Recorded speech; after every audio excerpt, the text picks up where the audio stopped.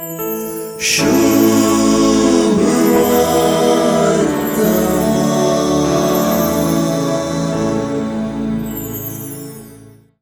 कोण मुझे उतर पाळता तो केदींच मरण देखसोना म्हणली जेजूची उतरां एक विशेष भविष्यवाणी सुचयतात.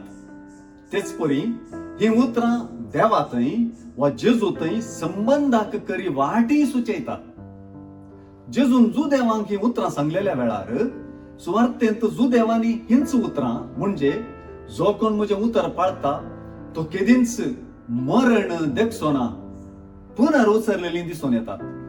ह्या मुखांतर जेजूचे उतर आयकून जागा सुवार्तेचो वस्तू स्पष्ट जालो. जुदेवांक जेजूची उतरां समजूंक ना तरी तांची सावालां बरीत उतरां आमकां जेजू विशीं आनी बापा विशीं जायत्यो संगती कळीत करतात. हे दिशेन तांणीच उल्लेख केल्ली आब्राहामा संबंधी गजाल जेजूक जोगतें विवरण दिवंक उपकारता. आब्राहाम देवाचें उतर आयकल्लो मनीस.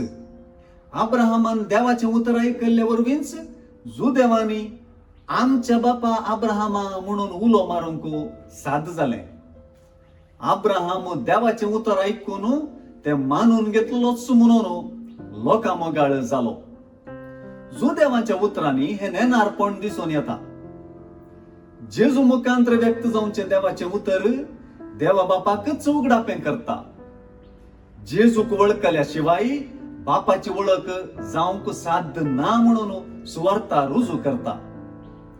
सतस हांव तुमकां सांगता आब्राहामाच्या आदींच हांव आसां म्हणली उतरां जो हांवचे सुवार्थेचे सुरवातेरच सांगल्ली उतरां उजवाडाक हाडतात. वेळा काळा पूर्वी शब्द आसुल्लो, शब्द देवा सवाय आसुल्लो, शब्द देव जावन आसुल्लो म्हणची सुवार्ता मुंदोरून शब्द मनीस जालो आनी आमचे मदें जियलो म्हणटा. ह्या मुखांतर जेजूचे पूर्व अस्तित्व वा आब्राहामा आदींच ताचे अस्तित्व रुजू जाता. जशें जेजू बापाक वळखून ताचें उतर पाळता तशेंच आब्राहामानी देवाचें उतर पाळलें. हीच देवाचें उतर पाळपाची चाल सर्वांनी पाळूंक जाय म्हणून जेजू उलो दिता. हे उतर जेजू मुखांतर प्रगट जाता म्हणजे महत्वाचे. जो कोण मुझे उतर पाळता तो केदींच मरण देखसोना वा जो कोण जेजूचे उतर पाळता तो जिवीत जोडता म्हणची भविष्यवाणी आज आमचे थंय खरी जावंक जाय.